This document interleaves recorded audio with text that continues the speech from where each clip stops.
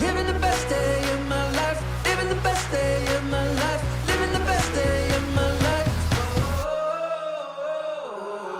Yeah, yeah, yeah. The best day of my life.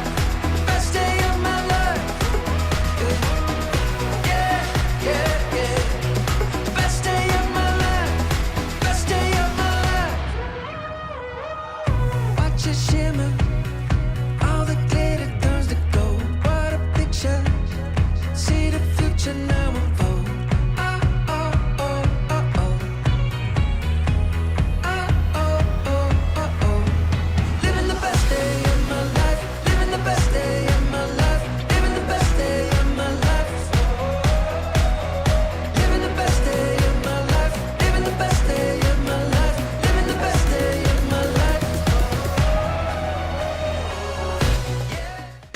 Yes, my friends, I gotta say, thank you for waiting and being patient. I apologize, all on me. We're not 15 or 16 minutes late. We're just 16 minutes behind. How's that sound? That's right. And actually, Gary, you can be nice and say it's on you, but it's actually on me. We had our Ignite graduation right before this session. Went a little long. We were celebrating, talking with the graduates. So apologies for the setup delay. But we're here. We're ready to go. We are ready to go, and lots of fun stuff today, Jen. We've got, of course, our broker record in the house, and we've got our mortgage representative here, Nicole. She's going to talk to us about how awesome mortgage rates are and everything else as she's laughing. What else are we going to talk about? About 2 or 3 weeks ago, Toronto Real Estate Board came out with their market outlook and forecast, and Colin and I are going to break that down a little bit, try and put it into small bite pieces, and it's something that I've been tracking, and I'll talk about this a little bit later, Jen. I've been tracking now for about 7 or 8 years, and when I used to host my investment workshops, that was the one night when I said I was going to present that, the room would be packed. So it's use it. And as we kind of talk about what's going on in the market and how Trub sees the market too. Jen, Yeah. how you doing? I'm good. How Good. you doing? Good. I felt like we walked in, I didn't even say hi to you. I just started No, working. no. Yeah. Just kind of got to it. It's Yeah. all good. Yeah, exactly. Okay, here's what we're gonna do. We are gonna share the screen here. Yeah, everything's working so far. We're gonna be testing as we go live here. We don't even know this works. No, of course it works. What we always like to start off with, Jen, as everyone knows, is our mission statement, which is to build careers worth having, businesses worth owning, lives worth living, experiences worth giving, and legacies worth leaving. Jen, you take us to the next one with our vision. Absolutely. Our vision is to be the real estate company of choice for agents and their customers. Amazing. Good stuff. And of course, our value is God, family, then business, and our beliefs, Jen. We got win-win or no deal, integrity, do the right thing, customers always come first, commitment in all things, communication, seek first to understand, ideas before results, teamwork, together everyone achieves more, trust starts with honesty, equity, opportunities for all, and success results through people. Excellent. I like that you got the long one. That Good. worked out, didn't it? Yeah. Okay, our referral board. Now, we may not see any changes from last month. I'm already spilling the beans. Yeah. However, there's still opportunities as they're not, Jen. Let's remind everybody what this is first. Yeah, absolutely. So our referral contest is the contest to win a $10,000 travel voucher to anywhere you would like to go in the world. We have cleared the requirements in order for someone to actively win. So somebody will be getting presented with this voucher at our March team meeting. And you can send me a referral to get a point. If that person joins, you get an additional 3 points. And if they're a producing agent, you get an additional 2 points on top of that. So as much as the leaderboard still looks somewhat the same, what's very cool is at the bottom, new names are getting added on as more people are sending in referrals, and we're getting that conversation started. And ultimately, the goal as well is to help grow downlines, right? Yeah, growing downlines. Give us a little, for those that perhaps are new or forget, help us understand what a downline is. Yeah, a downline is simply if you help us grow by, introducing somebody to the brokerage, whether it's to myself or Dylan or Mike, our PC coaches, and that person decides to join, they go into what we call your profit share tree or the downline, which means that when they participate in office profitability on any given month, then you, as the person who helped bring them in, you get a little bit of the owner profit as a thank you for helping us to grow and helping us to be profitable. I like it. I like it. Okay, I forgot to bring up our little comments window on the Oh. left-hand side. Lots of people saying hi. I see you, Caesar and Stephanie, Najim, Pierre, I love it. Dylan. Like Dylan that. is not only in person, he's also online. I like it, Yeah. my man. I like it. I like it. So, yeah, if you're online or if you're in person, want to be online and enjoy the online community, drop your comments in there and say hello to everybody. It's always fun to see that. Good stuff. Good stuff. Okay. All right. Where are we headed? We are headed. This is kind of fun, Jen. That's the screen. Nope. I'm looking for this. That's what I'm looking for. Okay. Talk to us about our new ALC and how we're Yes. leveraging. I should say, yeah, we are leveraging bit. our Little bit. neighborhood brokerage as well. Yeah, absolutely. We are doing something brand new this year, so we're going to see how it goes, but we're very excited about it. First and foremost, our amazing agents who are on the ALC this year is Megan Waller, Melissa Bachman, and Emily Hulshop. They are going to be representing Keller Williams Realty Centers on our first ever joint ALC. So we have partnered with Keller Williams Legacies to have a shared ALC team this year with their agents, Andre, Mary, and Igor, on the other side. Their teams are going to be working together. We have representatives from both offices on all of the different varying committees. And the goal is that not only do we have more accessibility, better budgets, more people, more manpower, and also more agents to network through to help raise additional funds, to help support our initiatives, to help make our events bigger and better, and to basically just, as our belief system says, win through working together. Yeah. Essentially, that's the goal here. So we're doing a trial run. We're going to see how it goes. So far, so good. We've got our next meeting tomorrow. And Megan is going to be chairing our education committee. So she's going to be helping out with the training calendar. And actually, I can see you in the room, Megan. I got to talk to you about that later. Melissa Bachman is growth. She's going to be helping facilitate growth initiatives for both the Northern agents and Simcoe in that area, as well as our Legacies Vaughan agents and our Aurora New Market. And then Emily is culture, so she's going to be helping with events and event planning and community outreach. So we're very excited about it, and it's a great group, and we'll see how it goes. We'll see how it goes. And for those of you that don't know where KW Legacies is, it's the easiest way to say it is it's very close to Vaughan Mills. That's the easiest way to say it. In a new facility there, and we've already been doing. You may not know this, but we did Ignite together.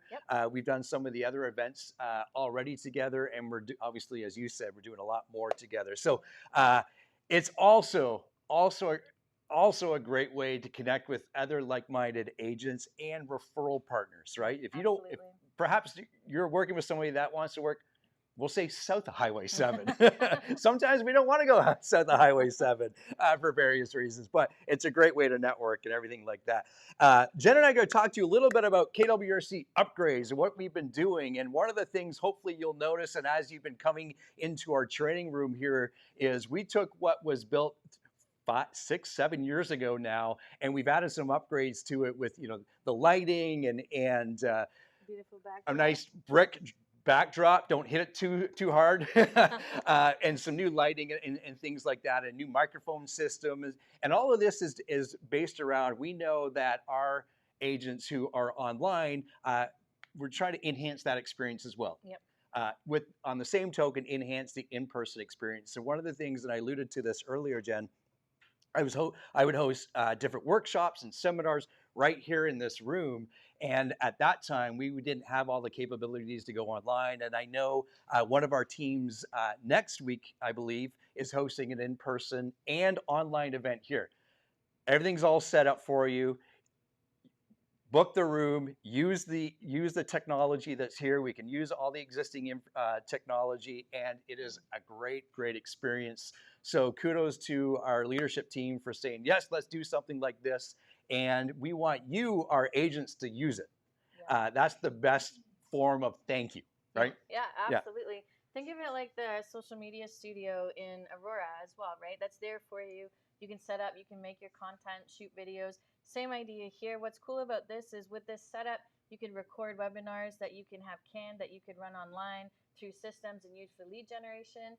You could do the same thing with social media videos and content. You've got more space to work with the room a little bit more. So it doesn't just have to be, in person and online. You could just use the tools here to record and then use that to boost your business as well. So think outside the box and get creative with it, but everything you need is here and in Aurora for you to execute on this now. Excellent, excellent. Okay, good stuff. As I move this away, talk to us about project referral and what our front desk and amazing team is going to be doing for Yes. our agents. Yeah, this is a really cool idea. I'd love to take credit, but I actually think Colin came up with it, so I can't. But Shh, basically, he's not here. I know he On doesn't screen at know. least. Yeah, Yeah. yeah, we'll tell him later. Yeah. But basically, what we're doing is we've connected with Sandra at our front desk in Aurora, and she's been running a pilot project with us, where as our agents have deals that firm up, she's going to be calling the client on behalf of our agent, congratulating them on the deal, thanking them for working with our agents, and asking for a referral opportunity, with the goal that we as a brokerage can facilitate getting more referrals back to our agents on deals, because we all intend to make that call. It's on all of our checklists. We know we're supposed to do it. We know we're supposed to ask right when they're the happiest. We don't always get to it. Like, let's be real about that, right? We forget, we get busy, we have other clients, and then we feel like time has gone by, and now I'm not really comfortable making the call, or I've missed the window, or whatever that may look like. This is to step in and take that action item off of your plate and do it for you. So we're going to go, hey, as a brokerage, we're going to help you out. We're going to be the ones to make that call. Sandra's been running the scripts through the leadership team. It's gone through about 5 different versions at this point. I think we've all finally agreed on one. And she's starting to make those calls, and she's had some success already. A few of the people have said, yeah, I've got a name, I'll call you back. Or they've just raved about our agents, and we can, give that feedback back to the agent, or even potentially ask them to go online and write a referral or a testimonial for you. So it's a new project we're just launching. You will be getting a call from Sandra as your deals firm up to ask if you'd like to participate. It's not something we're going to do without your permission. So if you're not comfortable with it, please don't worry about that. But if you are on board and you want us to help facilitate it, she's ready to go. And as of now, we're going to be initiating those calls. So some of you have probably already heard from her. And for those of you that haven't, once that deal firms up, you will. Yeah, excellent. And I'm just kind of thinking here on the spot, what a great way to set your client up, right? First of all, we work with clients, and it's always an experience for them. And this is to add to that experience. And it might be something as simple, hey, Jen, my office is going to call you just to ask you about the transaction, or it's something. There's a better script than that. Trust me. We'll find it. We'll find it.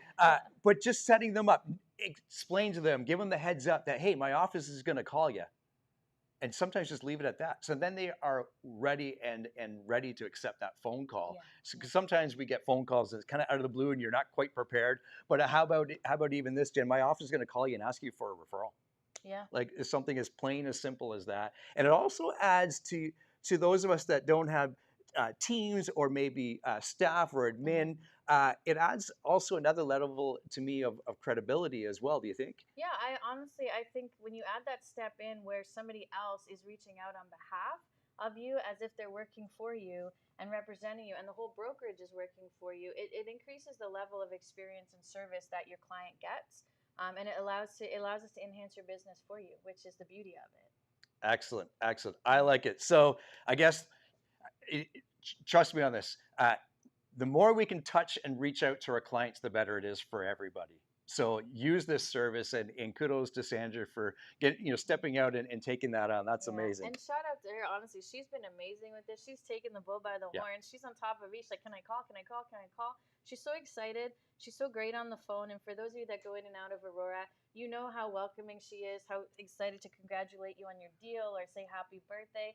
It's just a part of her nature. So she's the absolute perfect person to be making this call and connecting with the clients. Excellent, excellent. Okay, we all know what next week is. So if you don't, you're going to learn in just a moment here. A quick message from our president, Mark King. Hello, Keller Williams family. This is Mark King. I'm the president of Keller Williams Realty International, and it's February. You know what that means. The largest real estate convention in the entire industry. 18,000 of your family members all coming to Las Vegas so that we can hang out with Gary Keller, we can hang out with Tony Robbins, we can hang out with Mel Robbins, and all the others. We're super excited about this event and just excited to see all of you.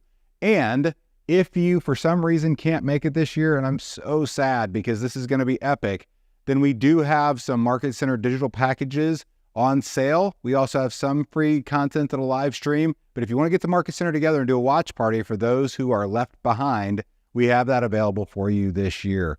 Listen, 2024 is going to be a year where those who take the right actions are going to get their unfair share of this market. And we hope that's you. Let's go get them. Have an amazing month, everyone. Excellent, excellent. So family reunion obviously is coming up. Jen and I, Dylan and others are going. Trust me, we'll bring back some golden nuggets for you. You can trust us on that. And what am I looking for here? This is what I'm looking for right here. Good stuff, good stuff. So family reunion, if there will be, and as Mark just said here, there will be some, we'll call it free or available content. And one of the things that they'll post after the event typically is the state of the market, and that's always a big piece from Gary Keller. So make sure carve out the time. It's usually an hour and a half, sometimes 2 hours long. Yeah, it can be quite long, but it's worth it. Always worth it. And they always cover Canada, right? So I think people don't always realize that they do the U.S. and then they also cover the Canadian economics and what's going on there. So even if you fast forward to that part, you can shorten your time, but you're still going to get all the information you need to have the right conversations with your clients. Excellent, excellent. Okay, my friends, that's it for Jen and I. We're going to invite our favorite broker record, sometimes our only one, but it's our favorite one. Yeah, Jonathan, thank you very much.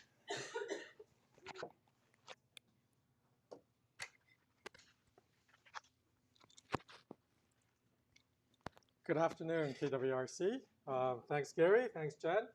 Appreciate the introduction. Your favorite broker record here at KWRC, right? Absolutely. I just want to do some summarization of our seminar that we did last week for the Tressa and FinTrack. I'm going to be talking about mainly just Tressa. So it goes.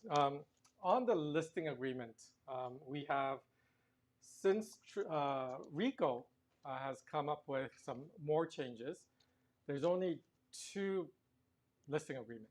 One, which we're rarely going to be using, which is the brokerage representation. You'll be seldomly using it, but there is such a thing. It's called brokerage representation listing agreement. And the other side would be the designated representation listing agreement. So we'll be using mostly of that. The part that I want to focus on is from this point on, we need to include Schedule A. What Schedule A on as part of the listing agreement is really the services that you'd be providing. On page 2 of the RICO guide, the information guide, there's a list of what clients or potential clients could be expecting of your services. And you need to include some of that, as well as any services of value that you'll be bringing into the table to the client. Whether it be staging, whether it be pictures, videography, and who would be paying that, and how that payment would be arranged. If there's any reimbursement of that, or if there's any payment in advance by the client, or if there's any cancellation, there's a reimbursement portion. So we from this point on have to include Schedule A. If for any reason your listing comes into command without Schedule A, you have to go all the way back, meet with your clients, get that Schedule A initialed, and then submit it. So I hate for you to do that. So have your Schedule A ready. Okay. So next, working with a realtor. I removed it because we don't need it anymore. The RICO information guide is actually the substitute or replacement of working with a realtor. So enough said about that. There's nothing that needs to be said. You're not going to be working with a realtor anymore.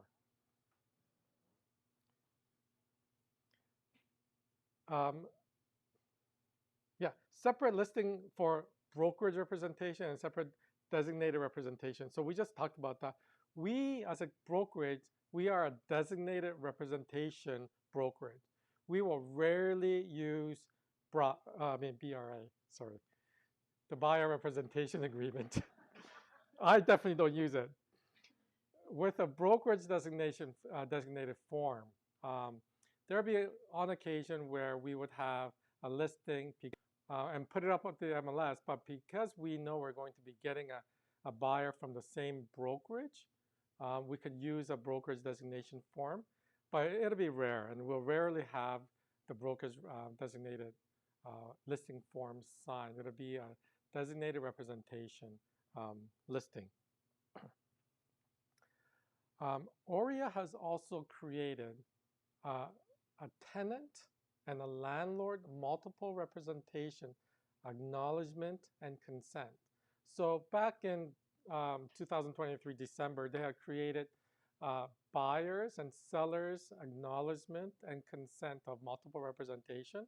So they're just creating more forms just so that we can address the leasing side of the business, the rental side of the business. So please be mindful of that. If you're doing a lease and we're in a multiple representation, just like there's a tenant representation agreement, I'm not sure if you guys knew that. So there is a multiple representation, acknowledgement, and consent for leases, both on the tenant and the landlord side. I want to keep in mind one thing. When we have a designated representation and for whatever reason, the listing agent is no longer available because of vacation or because of a sickness or something to that nature, it's really the brokerage or the office of the broker record or the broker record that must designate the replacement of the designated representation or representative.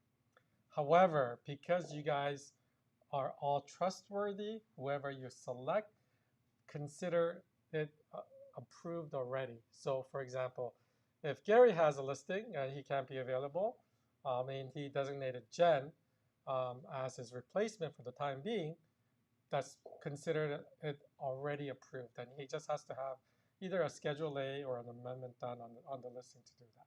But it is the responsibility of the broker of record to designate a replacement for the listing agent on the designated representation agreement, listing agreement. As far as the TRESA is concerned, that's it. I just want to highlight a little bit about the FinTrack. The FinTrack, there's been some form changes. If you go to Web Forms or SkySlope, you'll see some of the FinTrack have different components to it. And we addressed that during our seminar. So the receipt of funds has a different component as well. Just for those of you who've asked me a few questions this week, when you're doing a lease, you don't need the individual identification information. However, you need the receipt of funds FinTrack, just the plugin for the lease for deposits, okay? But we need additional providers of funds. We need individual identification information form. That's been changed a little bit. And it has to have some type of scoring system. Please take a look at that before you send something to your clients to write up the information there. The PEP and the HIO, all of the FinTrack forms can be submitted together, as well as Schedule B. We mentioned this before. Schedule B can be submitted with the agreement to purchase and sale so that you don't have to segregate all these papers on the command application. So as far as FinTrack and TRESA, that's pretty much it.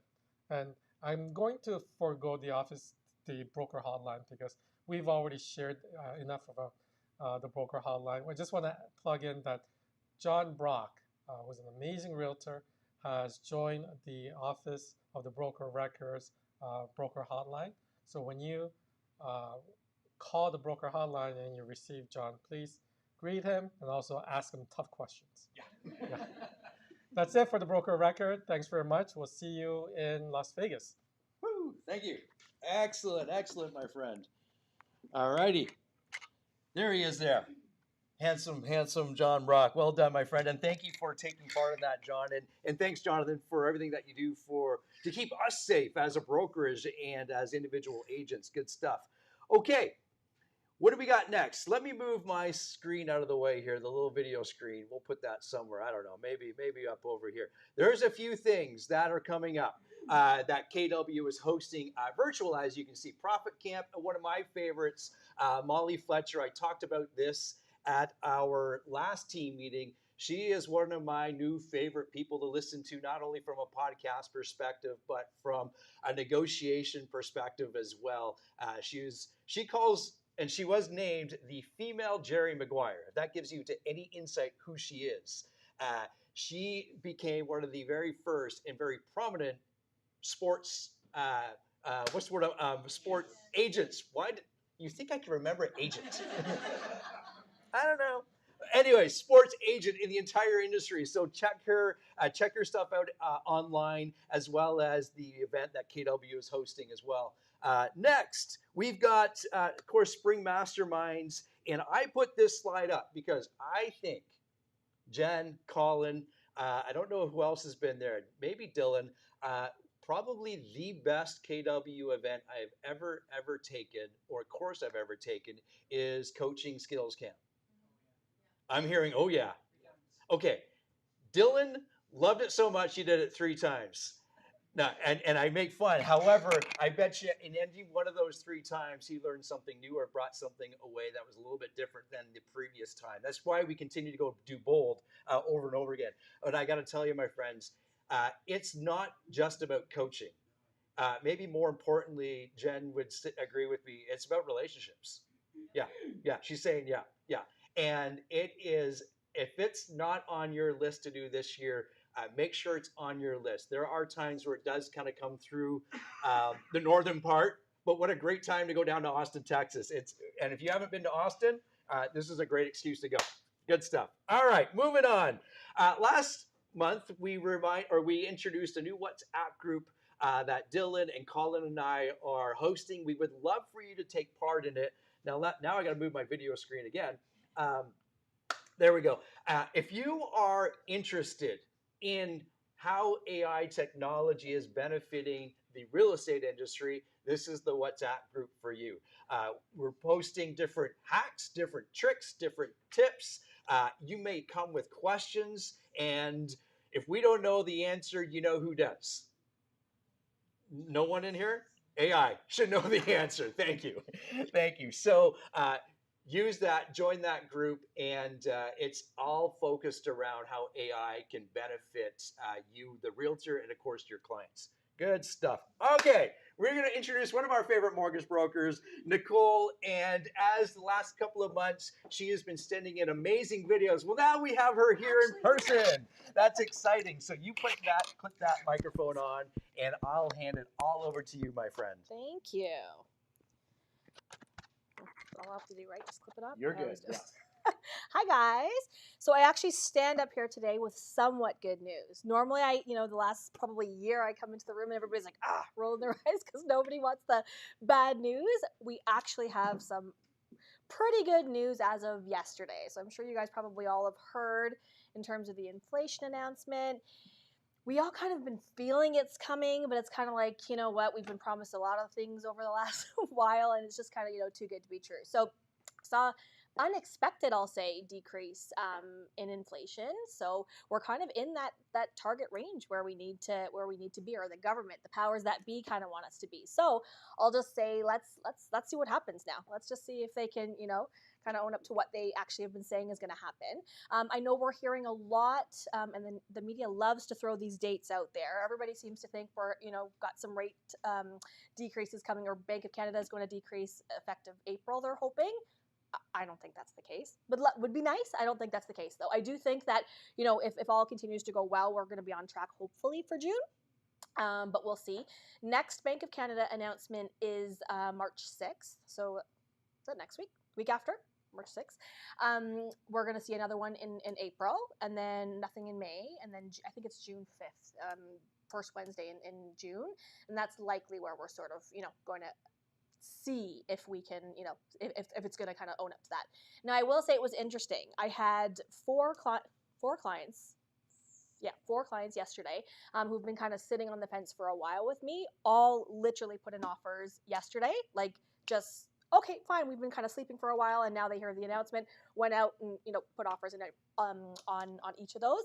All of them lost out. So bidding wars again. I don't have to tell you guys that. You're all seeing that, but it's literally like every single thing I've been saying to you guys and echoing what I'm sure you guys are saying to people. And now it's like, oh my gosh, what do you mean? Like, yeah, this is what we expected we're gonna happen. So I will say, and I say this every time to you guys, but I genuinely mean it. If you guys need a helping hand, even if they're not working with me, just reiterating to your clients, people that may have been just kind of sitting on the fence, and now that they're starting to feel a little bit better, that we have a really small window of time, I think, guys, where it's gonna continue to get worse with the whole supply and demand issue. So if you just need a second person to just kind of someone neutral to have a conversation, I'm happy to do that.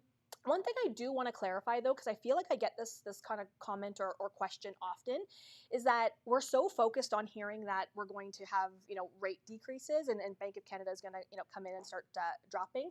Again, remind your clients, if that does happen or when it does happen at some point, it's not going to be anything drastic. It is going to be baby steps. It's not going to make a huge difference. It's good news that we want it to happen, but it's not going to make a huge difference. And separate and apart from that, the Bank of Canada announcements and all these things that we're kind of waiting and holding our breath, crossing our fingers on, that does not impact fixed rates. And I think there's a really big confusion around that. So for example, so the fixed rates, and I won't bore you with the whole details of that, but the fixed rates are essentially tied to the bond market. That bond market in the 5-year government bond, that's a bit of a roller coaster. It fluctuates literally daily. So depending on what's happening in that market, that will dictate what happens with fixed rates. So I say this to explain to you guys to say that we saw increases in the fixed rates last week. So that was a big shock to people. And when I was calling my clients and calling people and saying, hey guys, like I literally got a heads up from some of my lenders, rates are going up at midnight, like get up and kind of do something about it. People are like, what do you mean? Rates are going to decrease. We're expecting decreases and things like that. So it's really important that you guys, even from a high level, have that understanding to sit there and say to your clients, like if you've got a rate hold and a fixed rate locked in for 120 days, cool, you guys are okay. But because we've been in a declining rate environment with respect to fixed rates for a while, there are a lot of brokers out there that are not necessarily doing rate holds, like firm just rate holds, and that's because majority of the time there's so many constant changes, and lenders right now are doing rate premiums on the rate hold, so this doesn't even make sense sometimes, right? So it's really important, because if your clients are saying to you, hey, I've been speaking to my broker said I'm going to get X rate, and we're basing it on that, that could change. So one thing I find as well with a lot of the realtors that I work with, sometimes we get so comfortable that even if I've given you guys or whoever you're working with gives you a budget, you really should be flipping it over to the MLS, to your broker, whoever you're working with, before you put an offer in. Just double check. It takes like literally a 5-minute quick call. Flip it over to your broker and just say, hey, are we good for this this budget and this number? Because again, if something wasn't necessarily locked in for whatever reason, and we see a fluctuation and an increase like we did last week, it was fairly decent. It was like 20 to 25 basis points with a good chunk of lenders. So it makes a difference. Now, granted, we're still significantly lower than the variable rate, so it's not, really bad news in that sense, but it is a big change, right? And people are so focused on Bank of Canada and those expected decreases that we're forgetting about, that other side over there on the fixed side. Separate and apart from that, some other good news that has come to the broker channel. I'm sure most of you guys know there's a handful, even though we work with 50, 60 lenders, there's still a handful of lenders or banks, I should say, that we don't have access to. BMO has now come to the broker channel. It's not public to anybody yet. There was a pilot project that I've just did a couple weeks ago, so your mortgage broker will have access, or should have, check with them, will have access to BMO. If they don't now, they'll have it at some point. I know that the pilot project that I just did was only 10 brokers, so it was a really small chunk of us, but that is proving to be really good. The reason why that actually matters, just so you guys know as well, it comes down to the renewals that are coming up, right? So again, for you, like if you're just bringing it to your broker, then we're gonna find a solution for you no matter what. So you don't necessarily care in terms of the lender, but from your conversations with renewals and things like that, as I'm always encouraging people to check in, use as touch points, the fact that we have access to another one of the big five is really, really helpful, because now it just gives us another way to help your clients out. So that was other good news. I think that's pretty much it for me. Do you guys have any specific questions for me? I'm not going to open it up to, but Anything that you want I me to? do. Oh, what's up? I do. Tell I me. do. Thank you. I'm just going to come on stage. Yeah. Throw me Okay. on the spot So I here. like asking this question at least once a month, just so I help set the expectation for not only the transaction, but of course the clients. Mhm.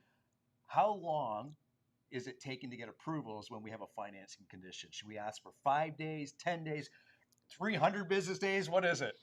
It's honestly, I know you're going to hate the answer, but it's case specific in the sense of depending on the deal. Yeah. And so this is something that you guys should definitely know up front if you're having a conversation with your broker. I'm going to tell you, hey, Gary, I need X amount of time. So when you're preparing that offer in that quick little 5-minute chat when you're flipping over the MLS, I'm going to say, give me this. I need 5 days.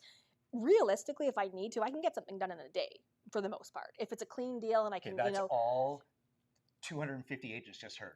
So careful what you say. I know, right? Just careful what you say. A little asterisk there, but in reality, right? So if it's an insured deal, for example, and it's got to go through 2 different channels, it's got to go to the approval, the lender, and then go to the approval. Give me a couple of days because I can't control the lenders. You don't want to bug them, I'll say. But I mean, in a situation where I'm going to have to like throw through a bunch of exceptions and I'm trying to work my magic and just call in some favors, I need 5 days, Yeah. right? It'll just depend. The B lenders right now are brutal. Like they're just because they're so saturated. Like it's influx of deals. Things are so hard. So like there's gonna be you need something to go to like I don't know a home trust or a certain one of those lenders that are just like the ones that will do anything and everything. You may not even get it in 5 days. So it's really important that you're working with people who have their relationships and know what they can get done and just will give you the straight up answer. And like I said, I will say, give me 2-3 days, I'm okay. I don't like to do the day, but doing even 2 days is totally fine. Well, right? So it just depends. And that's the importance of working alongside of you pre-offer so everyone's on the same page. The last question that I have for you, and we're seeing this trend start to show up more than we were say a year ago. Mhm. Are clients typically taking variable rate over fixed rate right now because of perhaps, hey, my variable rate might come down? No. Yes and no. If it's clients that are just coming up with their own decision and coming to me and say, hey, this is what I want, almost nobody, unless it's like a seasoned investor, almost nobody even wants to think about variable right now. Interesting. So it really comes down to your broker being able to have a conversation with them and bring them back to like what the decision needs to be based on, right? Like if you're bringing somebody to me, I have a deal that I'm literally working on right now that we're basically throwing parents on title and doing everything I possibly can just to get them this property. And I know that in 6 months to a year, I'm taking everyone off. I'm going to work a couple, my magic and get them off and just, I got to get them in this house. So in a situation like that, there's no point in me doing a crazy 1-year rate that's like 7.99. I might as well just put them in the variable rate. The penalty will probably make sense in a year or two and do it that way, right? When you work out the number. So it just depends because people like just don't want to hear about variable rates because they're so, scorned and traumatized from the last year, but it makes sense for people, right? It does, yeah. As the careful on my words here, the expectation for variable rate or for that interest rate to come down over the next 24 months or longer, right? Exactly. Good. Okay, I said that was it for questions. I do have one more, Oh. and I don't have it on screen. Remind us how to get a hold of you. Oh, yes. So my email, nicole@mortgageease.ca. So double E. And my number, 416-725-3999. Excellent, my friends. Nicole, thank you so much.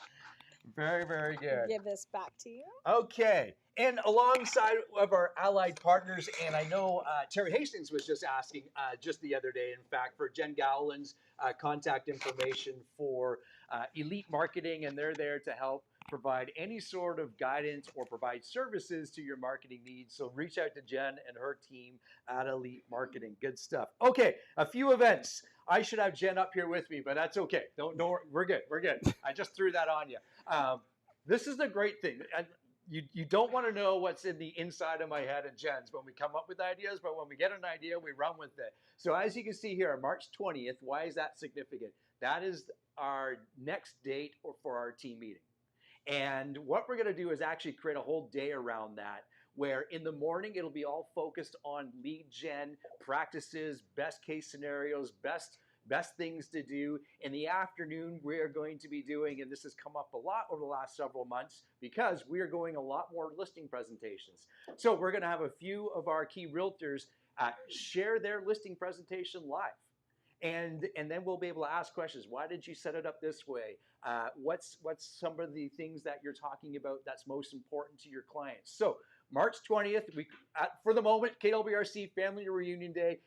It'll be all day starting at 10 to 3, including our team meeting.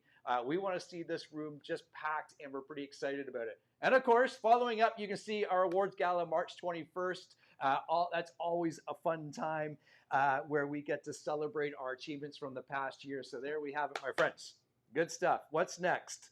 Okay. I'm going to invite Mr. Colin on stage with me. We're going to talk about... Oh, I get sound effects. Love it. Sound effects, yeah. We're going to talk about this market outlook and year in review. Okay, before we get into it, we've got some slides here and some key points that we're going to talk about. Colin, let me ask you a question. And the answer for most will be very, kind of obvious, but it's important that we have some of the tools or know where to get the tools. Why do you think it's so important that we have a basis understanding of what this information is? As professionals, and we are professionals in the industry, it's important to know what has happened last year and what the government is projecting for the following year. So I think this came out 2 weeks ago, and right off the bat, I sent it to our leadership team, and then we started delving into it. Over the last couple of days, we spent some time really taking 100 and how many pages just to cramp it down into bite-sized pieces. I think Treb is putting on another event. I think it's March. Tomorrow morning is the York Region. Oh yes, event. Yeah. So and they're also doing one in May. These are great events to go to because they're bringing in some of the best in the industry. You're hearing from the top economists. You're hearing from Treb president, past president, some of the municipality leaders, because they're also seeing where the trend is happening. So this is a great opportunity for us to just peel back the layer of what they're seeing and just bring it to our realtor partners. Yeah, good stuff. So what we got here, so Treb breaks it down into about 3 or 4 different reports. One from obviously themselves, Altus Group, and I'm sorry, I can't remember the other one. And it does. It's well over 100 pages long and lots of information and graphics and so forth. So we kind of broke it down into 6 or 7 different bite size, and we'll wrap it up with maybe 3 or 4 things that kind of take it away. So here's the one thing, and I'm sure you've seen this in any sort of online news or anything like that. For the projection of this coming year, we are going to see approximately, or they're suggesting we see approximately 77,000 sales. Okay. That is interesting because at last year event, they projected 63,000 transactions last year. And we ended 2023 with 65,000 transactions. So they're almost spot on in their projections. So they're saying 77,000. I would love for us to hit 80,000 transactions this year because everything indicates a strong economy. We're bouncing back. It's a very strong economy. New jobs will be created. And the big part of this is new Canadians coming to the country, which is going to be huge. So with all 3 of those components, we're seeing they're projecting 77,000 transaction sales this year. Yeah, and so let's put that into perspective. On one hand, it sounds amazing. It's over a 16% increase from the previous year. Yep. Anytime you have double-digit increases, it's a good thing. It's something. We got to be careful though, because we don't want to see double digit the other way. The other way, or in valuations. The other thing too is even at 77,000, that's still kind of historically low for Toronto real estate. Yeah. And you've heard me say this in the past. And we've reached over 100,000 on a few years, and 120,000, 123,000. 121. Dylan. Thank you. Dylan Silvernagle, you win. Bottle of water. That's open. Excellent. That's kind of my whole thing. say things confidently. Where was I going? You've heard me say this before.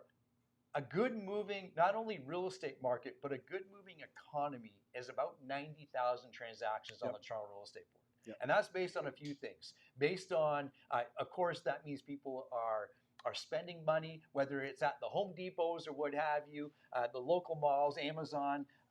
Transactions are happening, and I don't have the most up-to-date numbers on this, but about 5 years ago, Trev reported that for every transaction or every home that was sold on the Toronto Real Estate Board, it generated approximately $60,000 into the local economy. Yeah.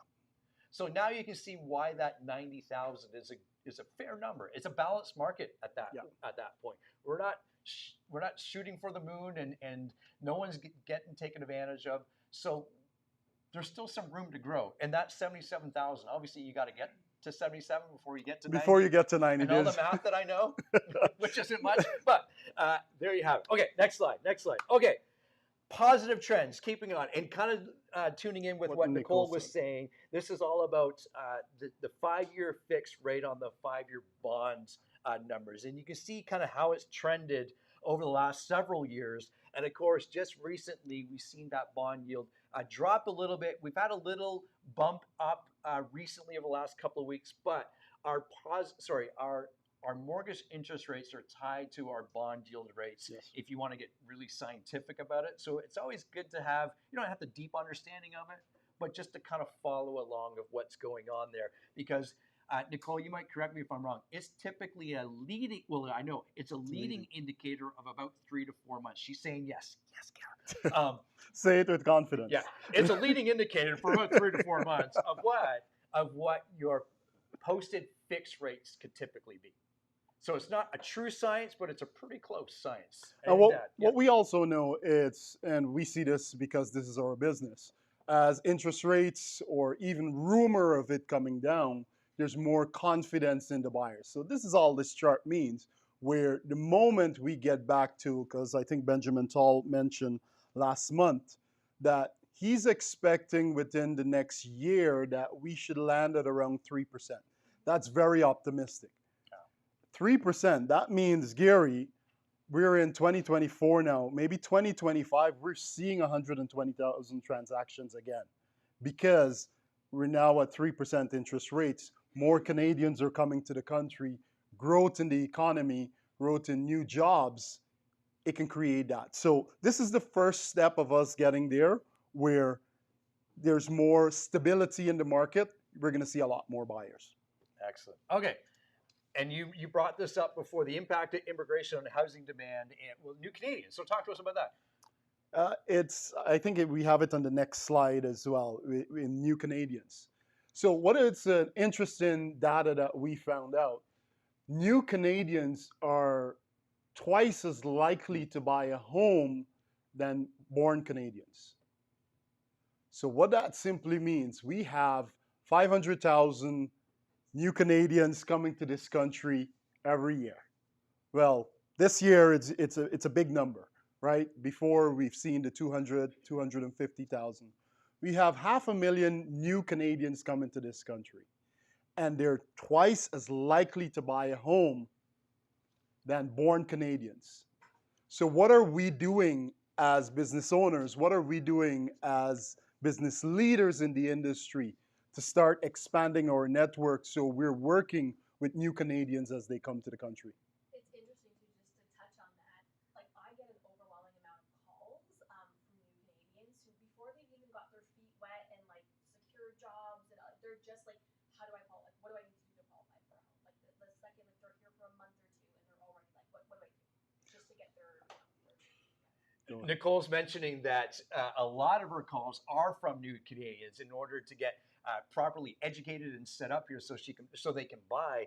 One of the things we talked about this off camera too, Colin, is it's just like you think to yourself, well, why are people coming here? Why, not to say it's always easy, but why is it easier for new Canadians to purchase?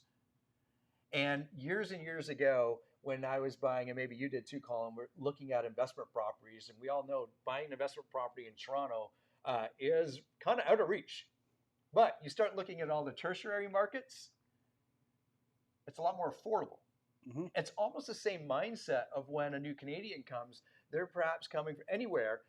Their valuation of homes is so much different than where ours is in their reality, right? Yep. and they come and look here, even though it's very expensive for a lot of people, they see this as, well, actually, it's not as expensive as home. Funny, because I was talking to one of my cousins this morning. His parents moved down to Costa Rica 3 years ago, and we were exploring the idea of buying a place in Costa Rica, I think 13 years ago. Now I want to kick myself for not doing it, because I think it was close to 150,000, 180,000. You can see the mountains, you can see the water, and for the average Costa Rican, that was expensive. As Canadians, we were like, oh, that's a walk in the park, 180,000. It's the same thing we're seeing here as new Canadians come to the country. They're also saying the average net worth of, I think it's 30% of the new Canadians coming, their average net worth is $5 million. So now they have the means to do so. Yeah, you asked a question earlier, Colin, and let's see if I can make this happen. It's not happening. Hang on, Caesar, because this is important.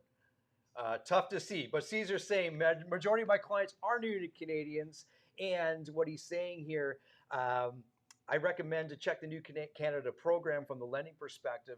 See, here's Caesar and someone, and you talked about this. What are we doing to attract that? If we go back and we look at the slide, sorry, Caesar, that didn't show up as well as I liked it to. However, if I'm looking at this slide, I want to go fish where the fish are. How's that sound? That's exactly I'm not it. calling clients fish, but you get my thing. As Gail looks at you like, yeah, what are you saying?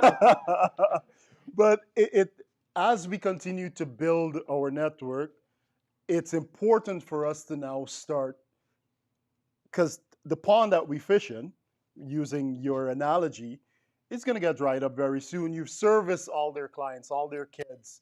Not a lot is happening. However, as new family come to Canada, are you exposing yourself or in that community where you're meeting new Canadians? What is also most important, we're seeing where multi-generational homes are being created. When I lived back in Guyana, there was my grandmother, my mom, and all my siblings, and then you have guests who would come and visit. A 2-bedroom house and like 8 of us living in it. That is what new Canadians are accustomed to. So when they come here and now they can buy a 5-bedroom home, of course the entire family will be here. A 5-plex or a triplex. So these are a lot of what we're going to start seeing, where multi-generational home is going to be a huge demand. Yeah, and we might have it in a slide or two, but it's on my mind now, and I want to say it, so don't forget. Many of you know I do market videos across the country, and my partner, Roland Kim, a broker owner in Vancouver, we were chatting, and he was showing me some new designs of from builders, and almost every home is a duplex. Yep.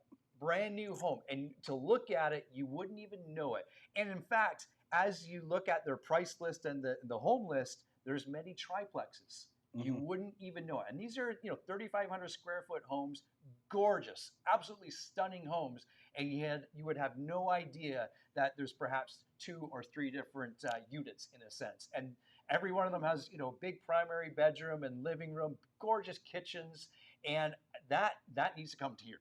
It truly does. Well, the builders are already seeing it, and now they're starting to pivot into that direction. Yeah, good stuff. Okay, moving on. Pretty much what I just said is Yeah. here. That's Skip. what I wanted to say for this one. The other thing that I do want to say, though, is, excuse me, we are seeing, and I don't know if I have the slide here, so I apologize. This is what I want to get to. You can see back in October, the months of inventory for new products was at about 3.5 months. Sorry, that was 2022. Pardon me. Yep. And you can see in as we finish out that quarter in 2023, it's now at an all-time 4-year high at 8 months. So builders have inventory, and perhaps there's some opportunity there for your clients, right? You might think to yourself, well, how does a realtor help a client buy a brand new home? Trust me, it happens every day.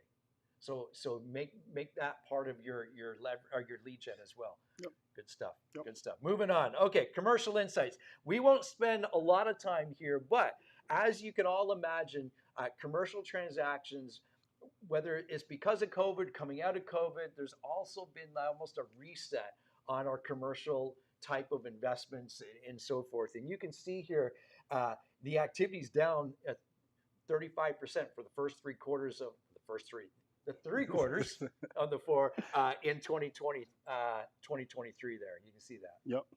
Anything to add there, Colin? No, you said it. Okay, good. Okay.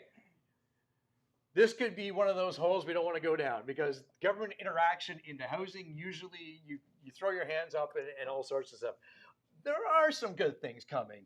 Of course, the Housing Accelerator funds that municipalities were able to apply for last year are starting to see the early prospects of that. I can think of my own town in Stouffville and some of the other areas, Guelph and Kitchener and so forth. And what that is basically to accelerate shovel-ready lots and so forth and developments, and to expedite, call it the bureaucracy that perhaps developers have to go through to get that first shovel into the ground. So we are seeing some there. You can see I have the note here that says we do need more initiatives, like perhaps, and I put this out into the Stouffville, to all my Stouffville friends the other day, and the response was absolutely incredible. And one of the ideas that I threw out there, excuse me, one of the ideas, that didn't help. One of the ideas that I If threw you out want, I there, can take over. I don't know what idea you took out there, but trust me, it was amazing. We'll move on. Good. No, I'm kidding. Was perhaps they take a page out of, we'll call it the BC developments, where I talked about the duplexes and the triplexes and so forth, and maybe a percentage of the development has to have multi-units. Yes. Right? We can discuss what parking, everything else is, but we just need to, if we're going to end up with a different result, we got to do different things. And we're starting to see a lot of the municipalities, they talk about this. And the one that is happening tomorrow, I know Markham Mayor is going to be there. Vaughan Mayor is going to be there. A lot of the mayors from York Region, they'll be there. And last year, they were talking about just different ways to encourage new Canadians to move to York Region, and even born Canadians to also move to York Region. What we're also seeing is, like you're talking about, Gary, where they're trying to accelerate all of these things with the new builders to encourage and create more homes. The flip side of that, you're going to see a backlog on the supply chain, as all of the builders now saying, all right, let's go out there and build. Now the supply chain will be backed up.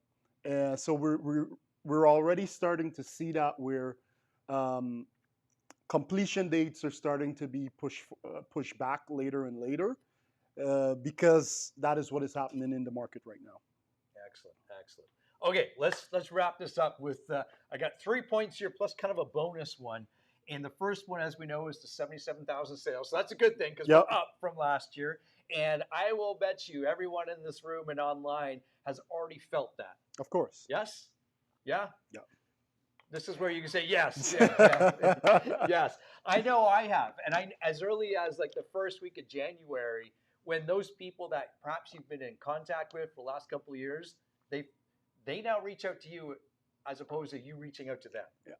Like those, I know it sounds kind of trivial on some of those little things, but those are the early indicators, right? Next, this is interesting. So, Treb sees we were at about 144,000. I have it here, 142,000 new listings in 2023. Treb feels that this is going to see about 150,000 new listings, but more solds, as we talked about, which will create somewhat of a little tighter market. So we've seen the pendulum has swung kind of fast over the last 16, 18 months. I think it's just going to slow down a little bit and be more of a balanced market where we do in the entry level. I've experienced it, and I know many of us here. When you get into the entry level market, we're seeing multiple offers. That will slowly push up to that next level of properties. Do I see it in the call it the higher end?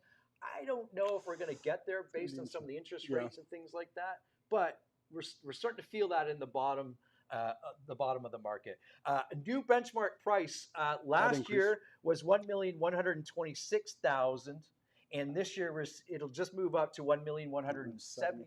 So they feel that that's going to be that benchmark. Now, Shrub's a big area, big geographic area with many different valuations of properties. Yes, that's going to be our average price, but that's not Newmarket. That's not Georgina. That's not Wyerton. So know your local market where you happen to be trading. And just before you go to your next point there, why it's important to pay attention to what Shrub is saying is because they're the largest real estate board in the world. That's the reality of it. It's the largest real estate board in the world. And the monies that they invest in research and planning, when they speak, it's important that we listen because the resources that they're bringing to this, it's beyond anything else. Excellent. Okay, to wrap this up, Nicole mentioned this, Colin mentioned this. We are seeing some stability, and I have the market here. What I should say is stability in financing. That's precisely, if I peel the onion away, that's what it is. Nicole's saying, yes, Gary, talk to me. That's what people have been somewhat waiting on. They'd rather know. Everyone wants to know what the future holds, right? When there was uncertainty, like, are we going to get another interest rate? What's going a hike? What's that going to look like? I don't know what my monthly budget is going to be like in 6 months from now. I have no idea. But now that the banks come out, is it 4 months in a row, 5 months? We're going to see 6 months at rate holds by the time this comes around, at the very least. And the next one, possibly, we'll probably see another rate hold. That's my inclination. That's my guess. And then we might start to see some marginal drops come summertime. But that's what the market, consumers, buyers have been waiting for. Not only in a sense from the real estate market, but even going to your local shopping and Home Depots of the world. People just want to know that if they got to borrow money to go do a kitchen or to update their home, that the interest rate's not going to spike on them, right? Absolutely. Wrap us up here. What we're going to do for just our bullet points that we touched on today, in a recap of today's meeting, we're going to just send that off to each and every one of our realtor partners. So you just have talking points. You're in front of your clients that you're working with, or just to be informed, we're going to share this with you. And it's on the screen. I should note right at the very bottom, if you wanted to get access to all of these reports and the information, take a picture of this. That's the URL, market-outlook, and so on. That's it. And you don't need to log into it. Actually, the public has access to it. So use that to your knowledge. And this is excellent. This is excellent. Good stuff. All right, my friend. Thank you, my brother. Good stuff. Okay, this is awesome. I should have kept you up here for this, but that's okay. No, that's all right. Coming on, no, that's okay, he says. Coming on April 17th, for the love of real estate, we are going to have our own Canadian day where Jay Papazan, you can see here, one of our favorites, Gary Keller's right-hand guy, coming to Canada. And, of course, Jeff Glover, one of the largest and most successful realtors that I know I've ever met. He's out of Detroit, Michigan, and he's going to be coming up and sharing. Jeff is still the type of guy. He's a tremendous leader and coach and has a massive, successful real estate team doing hundreds and hundreds and hundreds of transactions every year. In fact, over 1,000 transactions. You can still see him getting on the phone and lead genning every morning. He likes that part of it. So not only does Jeff walk his talk, but he actually he does it. He does it. So that's April 17th, and I'm excited for that. Good stuff. Okay, Dylan, my man, I'm going to give you this mic.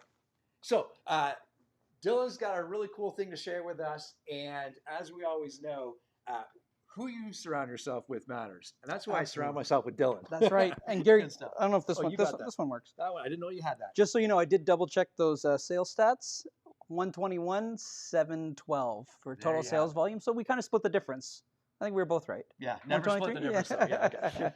Good stuff, Dylan. Beautiful. All right, guys. Well, funny enough, when I spoke with Gary yesterday, we talked about everything that him and Colin just went through in regards to the market report and the outlook from the Toronto Real Estate Board and how you could use it. But to be honest, I think Gary and Colin did such a good job of walking everybody through it that I don't really need to dive into that too much, other than to say, what are you going to take? What are you going to do now, knowing the information that you have? We're seeing buyer confidence coming back to the market. It's a great time to make sure that you're taking advantage of that. Knowing that stat now about the difference between existing Canadians and new Canadians and their likelihood to purchase a home as they answered in that survey, being it's over 2 to 1.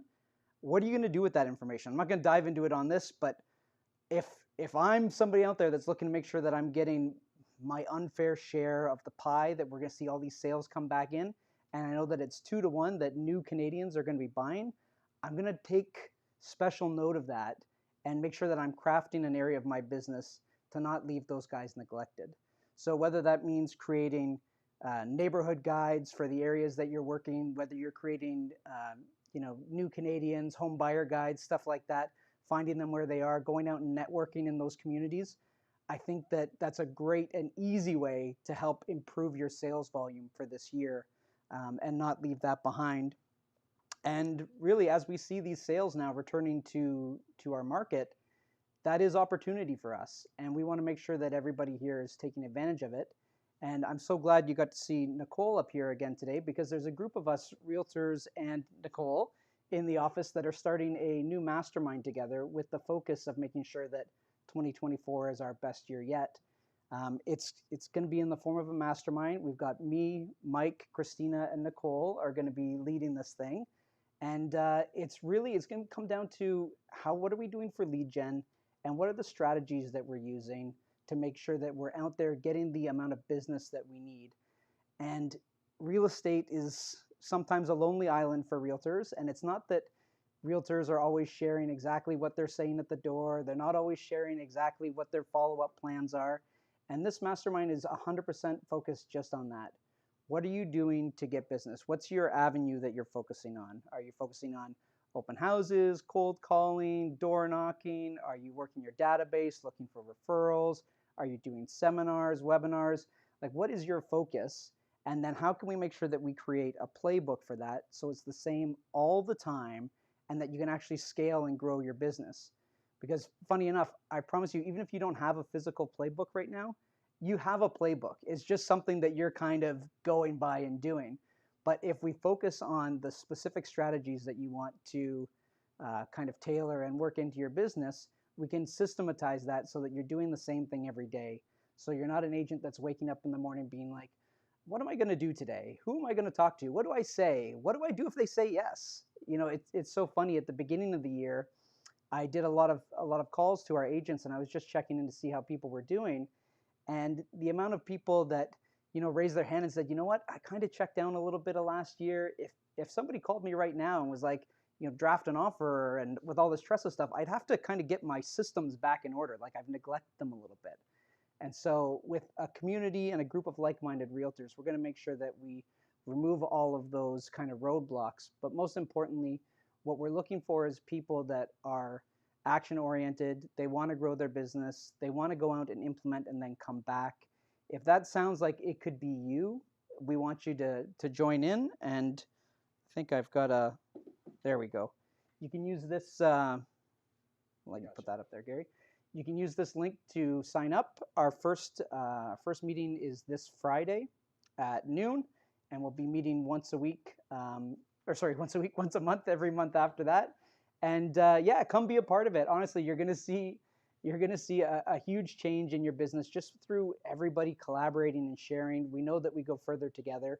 So I hope you join us. It's everybody from the office. But what I want you to know as well is this is not brokerage specific. If you have, what we want is more voices. So if you have friends at other brokerages that you think would be a good contributor to the group, please invite them. If you want to bring some other people along because you know that they're doing something cool and you want to be a part of it, then definitely sign up and invite your friends. We're looking forward to it. So thank you, and I hope to see you on Friday. Excellent, Beautiful. excellent. Thank you, Stay up here, my friend. Okay, as we close out today, there's a few things that I want to make sure you take part of. Of course, stay in tune with online, like what Dylan and I will be posting stuff from Family Reunion and taking some snapshots of all the things that we love that's said on stage. So tune in that way as well. Of course, in March, we have our full day team meeting event where we're going to talk about, lead gen activities, of course, our team meeting, and then in the afternoon, live listing presentations, which I think, to me, I don't know about you, Dylan, but if you're not if you're the one that created a listing presentation, sometimes you've never seen another.